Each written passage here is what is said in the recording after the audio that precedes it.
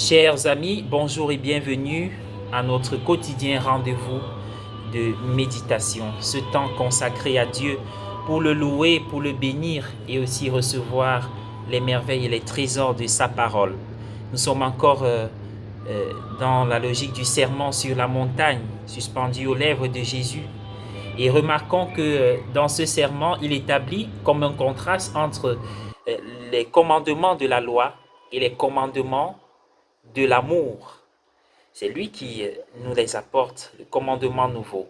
Et aujourd'hui, nous sommes au cinquième contraste. Ce contraste est marqué par, il vous a été dit que, eh bien moi je vous dis. Et moi je vous dis, c'est ce contraste. Et c'est comme s'il a gardé le meilleur pour la fin. Et aujourd'hui, c'est le dernier de ces contrastes.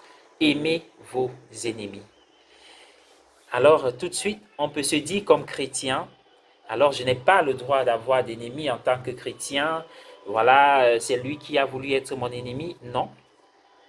Que nous soyons sur la bonne voie ou sur la mauvaise voie, nous ne pouvons pas échapper. C'est comme une loi de la vie. Les ennemis, ça existe toujours. Sinon, Jésus ne, ne, ne devait pas en avoir. Mais le problème, la question est de savoir comment nous nous positionnons devant ces ennemis. Et alors, avant de répondre à cette question, comment nous nous positionnons, demandons-nous comment l'autre est-il devenu mon ennemi. Il peut devenir mon ennemi soit si j'ai pris un chemin du mal, c'est-à-dire des compromissions avec le mal, et alors je voudrais qu'il me soutienne dans le faux, sur la mauvaise voie, mais lui refuse de le faire. Alors il devient mon ennemi parce qu'il ne m'a pas soutenu sur mon chemin du mal. Je peux avoir des ennemis parce que moi j'ai décidé de suivre le chemin de la vérité, de la lumière, et les autres alors s'érigent en ennemis. C'est le cas de Jésus et c'est le cas de tous les disciples de Jésus, de ceux qui préfèrent servir la vérité même au-dessus de l'amitié et de la fraternité. Alors on gagne des ennemis. Mais alors, comment vivre avec ces ennemis? Quand Jésus s'adresse à ses contemporains, il reconnaît qu'il y a dans la loi judaïque, n'est-ce pas, euh, n'est-ce pas un commandement pour l'amour du prochain. C'est dans Lévitique au chapitre 19, verset 18 qui dit aimez votre prochain, aimez le prochain. C'est facile d'aimer le prochain, Jésus le reconnaît, c'est facile d'aimer ceux qui nous aiment. Et là, c'est une loi tout simplement naturelle qui n'a pas besoin d'efforts particuliers, alors que la loi chrétienne demande un effort même de sacrifice, d'abandon d'un certain gain. Mais lorsque la loi judaïque disait d'aimer le prochain, il s'agissait de celui qui est du même sang que moi. Le prochain, c'était en fait le juif, mais l'ennemi, c'était le païen, c'était le collecteur d'impôts et ceux qui, n'est-ce pas, voulaient imposer une puissance coloniale. Et voilà la domination du colon. Eh bien, Jésus est conscient de cela. Mais non seulement il demande d'aimer le prochain, mais il demande aussi de passer du temps avec l'ennemi. Et en fait, c'est ce que Jésus fait. Il parle à ceux qui sont considérés comme les ennemis, c'est-à-dire les païens et les collecteurs d'impôts.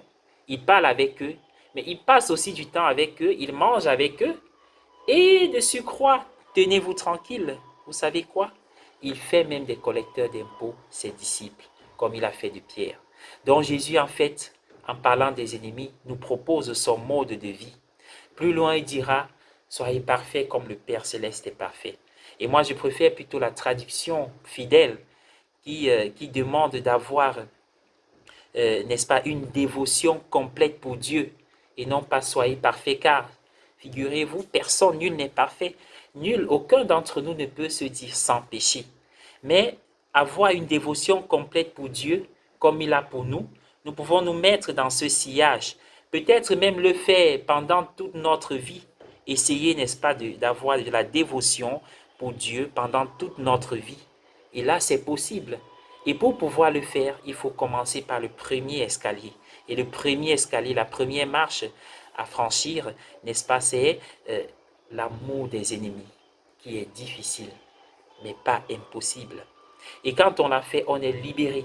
Car l'ennemi qui nous a blessés, nous a blessés la première fois. Mais chaque fois que nous le condamnons dans nos cœurs, nous recevons des blessures actualisées. Et donc, il nous blesse chaque fois que nous l'avons vu regarder. Aimer les ennemis, c'est de ne pas le condamner, ne pas faire de lui, n'est-ce pas, tout simplement le diable et Satan, mais lui pardonner et être capable même de passer du temps avec lui sans en souffrir. C'est difficile, mais c'est possible avec Dieu. Et on est vainqueur, on est fort, on est grandi quand on l'a fait. Couper le cordon qui lie ce mal à nous, c'est guérir intérieurement. Que Dieu nous donne la force de guérir intérieurement. Je vous invite à prier avec moi. Au nom du Père et du Fils et du Saint-Esprit. Amen. Dieu du ciel et de la terre, Roi de gloire, nous te louons pour ton amour infini. Nous te rendons grâce pour ton immense gloire. C'est toi qui nous as réveillés et non pas la sonnerie de nos horloges. Pour toutes tes bontés, nous te disons merci. Nous mettons cette journée et notre vie entre tes mains. Envoie-nous un rayon de ta lumière pour éclairer nos chemins. Prends le devant de toutes nos pensées, nos paroles et nos activités. Oui, Seigneur notre Dieu, débarrasse-nous de nos mauvaises pensées. Donne-nous l'idée et la volonté de faire le bien. En toutes circonstances, donne-nous l'amour du travail. L'amour du travail bien fait. Donne-nous, Seigneur, l'esprit de charité et de générosité. Pardonne-nous nos péchés. Raffermis au fond de nous notre esprit et aide-nous à changer nos mauvaises habitudes. Donne-nous un cœur nouveau. Donne-nous un cœur qui sait aimer, aider, partager et pardonner. Tu détestes tous les malfaisants. Tu extermines les menteurs. Seigneur, accorde-nous la grâce de l'humilité. Mets en nous la crainte de Dieu et augmente notre capacité d'aimer. Tu peux le faire, toi qui es vivant pour les siècles des siècles. Amen. Au nom du Père et du Fils et du Saint-Esprit. Amen.